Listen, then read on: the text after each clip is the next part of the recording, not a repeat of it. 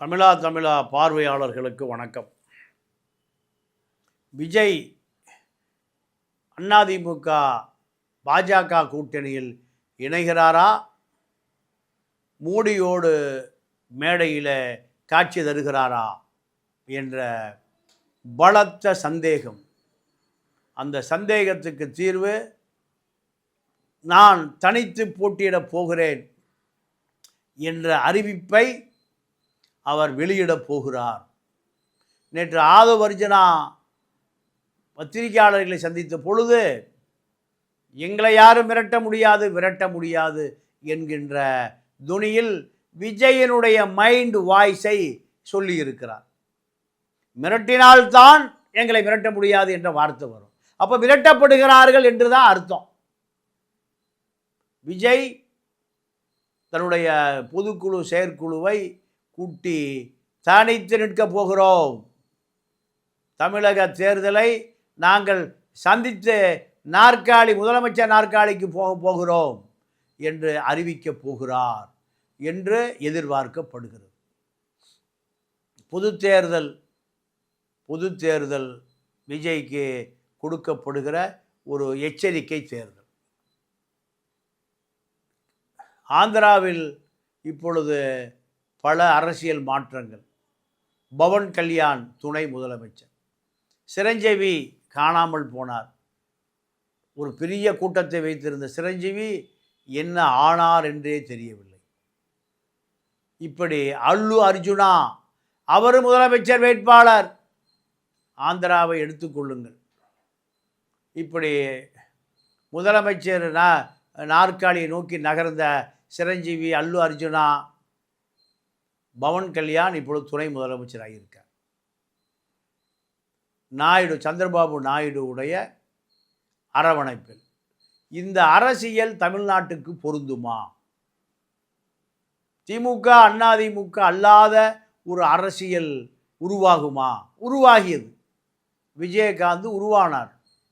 உருவான விஜயகாந்த் யாரால் வளர்த்தெடுக்கப்பட்டாரோ அந்த அதிமுகவால் அழிக்கப்பட்ட அதிமுக விஜயகாந்த் கூட்டணி 2011 பலமான வெற்றியை பெற்றது.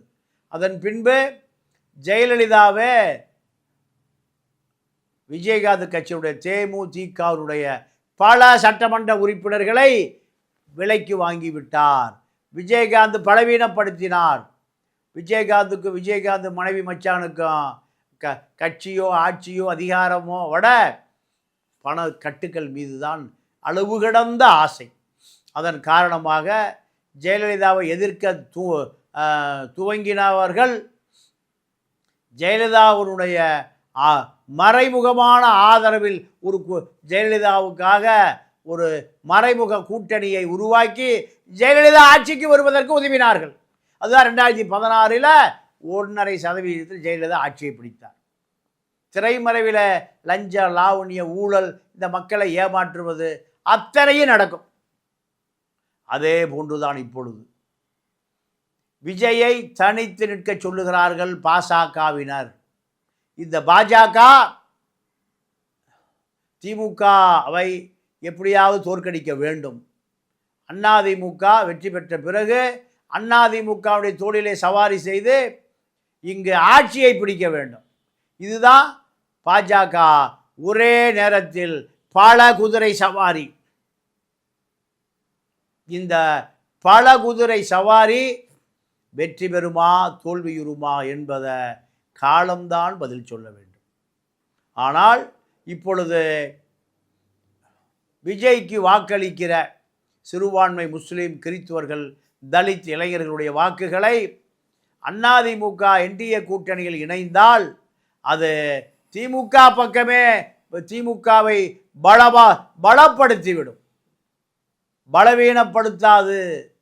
விஜய் என்டிஏ கூட்டணியில் இணைந்தால் அது விஜய்க்கு பலவீனமா, பாஜகவுக்கு பலவீனமா, திமுகவுக்கு பலவீனமா என்று பார்த்தால் இந்த சிறுபான்மை மக்கள், கிறிஸ்துவ, முஸ்லீம், தலித்து வாக்குகள் விஜய்க்கு அதிமுக பாஜக கூட்டணியில் இணைந்தால் வருவதற்கு வாய்ப்பில்லை. இதை விஜயிடம் பத்திரமாக சென்றடைய வைக்க வேண்டும். எப்பவுமே பாஜகவுடைய ஸ்ட்ராட்டஜி அதுதான். ஒரு டம்மியான ஒரு வேட்பாளர்களை எதிரிகளைப் போல துரோகிகளை உருவாக்குவார்கள். இப்போ விஜய் சிறுபான்மை கிறித்துவ முஸ்லிம் தலித்து வாக்குகளுக்கு பெறுவதற்காக பாஜகவால் உருவாக்கப்படுகிற ஒரு பெரிய பிம்பம். இந்த பிம்பம் உடைக்கப்படுமா என்றால் விஜய் ஜனநாயகன், பணநாயகம், கரூர் சிபிஐ, இப்படி பல சுருக்குகள் விஜயை நோக்கி இருக்கப்பட்டு விட்டது. இந்த சுருக்கு மடி அத்தனையும் உடைத்து கொண்டு வெளியேறுகிற அளவுக்கு விஜய்க்கு மிகப்பெரிய அரசியல் பின்னணி கிடையாது. மிக சாதாரணமான அரசியல் சிந்திப்பாளர்கள் தான் அவரிடம் இருக்கிறார்கள். ஜான் ஆரோக்கியசாமி ஒரு பொருளை சந்தைப்படுத்துகிற ஒரு திறமைசாலி. ஆனால் அரசியல் வியூகம் எப்படி போகும், பாஜகவினுடைய கோர முகம் என்ன, இதையெல்லாம் தெரிந்து கொள்ளக்கூடிய வலிமை வாய்ந்தவரா இந்த தமிழ் தேசியவாதி? சீமானை 2021 சீமானை நகர்த்தியவர் இந்த ஜான் ஆரோக்கியசாமி. சீமானுடைய 7% வாக்குக்கு பின்னால் ஜான் ஆரோக்கியசாமியினுடைய உழைப்பு இருக்கிறது. தமிழ் தேசியவாதிகளை ஒருங்கிணைத்ததில் ஜான் ஆரோக்கியசாமியுடைய உழைப்பு இருக்கிறது. இப்பொழுது 600 வேட்பாளர்கள் விஜயால் வேட்பாளர் வேட்புமனு வாங்கப்பட்டிருக்கிறது. இதில் 234 பேரை தேர்வு செய்ய வேண்டும். இவர்கள் பணத்துக்கு விலை போகாதவர்களா? திமுக அதிமுகவை எதிர்த்து நிற்கக்கூடியவர்களா? வெற்றி பெறக்கூடியவர்களா? 10 கோடியை செலவு செய்யக்கூடியவர்களா? இவருடைய சமூக பின்னணி என்ன?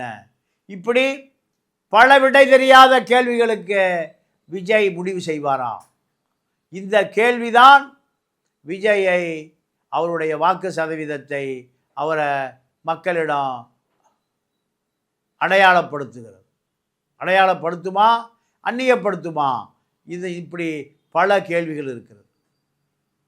எங்களுடைய கொள்கை எதிரி பாஜக, மாநிலத்தில் தீய சக்தி திமுக, இரண்டையும் எதிர்க்க வேண்டும், இரண்டையும் ஒழிக்க வேண்டும். இதுதான் எங்களுடைய விருப்பம். இதுதான் என்னுடைய கட்சி கொள்கை, கோட்பாடு, சித்தாந்தம், வேதாந்தம் எல்லாம். இதை நிறைவேற்றுவதற்காகத்தான் நான் அரசியலிலே அவதாரம் எடுத்தேன் என்று சொல்லுகிறார். ஆனால் பாஜகவிடம் வசமாக மாட்டிக்கொண்டு இருக்கிறார். மாநில அரசினுடைய காவல்துறையிலிருந்து தப்பித்து கொண்டிருக்கலாம். ஆனால் அவர் பாஜகவினுடைய அசூர பிடியில், கோர பிடியில், ஆக்டோபாஸ் பிடியில் மாட்டிக்கொண்டு தப்ப முடியாத சூழலில் இருக்கிறார். இந்த நபர் எப்படி தமிழ்நாட்டுக்கு ஒரு அடையாளமாக, ஒரு ஆட்சி மாற்றத்திற்கு, முதலமைச்சர் நாற்காலிக்கு செல்லக்கூடிய நபராக எப்படி மாறுவார்? தொடர்ந்து பிஜேபி திமுகவை விமர்சித்தால் திமுக வாக்குகள், முஸ்லீம் கிறித்துவ தலித் வாக்குகள் விஜய்க்கு வருவதற்கான ஒரு சரியான வாய்ப்பை பாஜக உருவாக்கி கொடுக்கிறது. இது பாஜகவுடைய நீண்ட நாள் திட்டம். விஜய் தனித்து நின்றால் அது பாஜகவுடைய திட்டமாகத்தான் இருக்க முடியும். பாஜகவை மீறி விஜய் செயல்படவே முடியாது. திமுகவுக்குள்ளே பாஜக இருக்கிறது. திமுக தேடி அடிக்கப்படுகிற பல லட்சம் கோடிகள் அத்தனையும் எப்படி வெளிநாடுகளுக்கு பயணப்படுகிறது என்பதை பாஜகவுக்கு தெளிவாக தெரியும். கோபாலபுரம் மாமி துர்காவும் மயிலாப்பூர் மாமி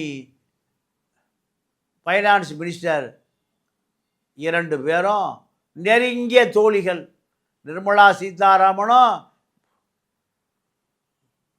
முதலமைச்சருடைய இல்லமும் தொடர்ந்து தொடர்பிலே இருக்கிறார்கள். காரணம், இவர்கள் செய்கிற அரசியல் கொள்ளைகளை, கோடிகளை வெளிநாடுகளிலே பதுக்குவதற்கு பாஜக துணை இல்லாமல் பதுக்கவே முடியாது. அமலாக்கத்துறை ஏதோ லோக்கல் ஏட்டையாவை போல தடுமாறி நிற்பதற்கு பாஜக பின்னணியில் இருந்தால்தான் இது சாத்தியம். நேரு மீது நடவடிக்கை எடுக்கப்படவில்லை. செந்தில் பாலாஜி இன்னும் பழைய அரசியல் அதிகார மையமாக மாறிவிட்டார். சேகர் பாபு கோயில்களில் பல டன் தங்கங்கள் அத்தனையும் உருக்கப்பட்டு என்ன ஆனது? சபரிமலை ஐயப்பனே தங்கத்தை காணும் என்று சென்னை வந்து தேடி பார்க்கிறார் மார்வாடி வீட்டில். என்னுடைய தங்கமெல்லாம் சென்னை மார்வாடி வீட்டில் பதுங்கி கிடக்கிறது. அங்கே மார்வாடிக்கு பாதுகாப்பாக இருக்கிறது. மார்வாடிகளுக்கு தங்க தகடாக மாறி இருக்கிறது. இப்படியான சூழல். இதில் மூர்த்தி மதுரைக்கு தெற்கே இவர்கள்தான் திமுகவினுடைய தூண்கள். இந்த தூண்களை எல்லாம் பாஜகவிடம் பாதுகாப்பதே திமுக தலைமை தான். இப்படியான சூழல். இந்த சூழல் விஜயை இந்த தேர்தலில் எப்படி பயன்படுத்துவது? நம்மோடு இணைத்து கொள்வதா அல்லது நமது ஆசி பெற்று தனித்து நிற்பதா?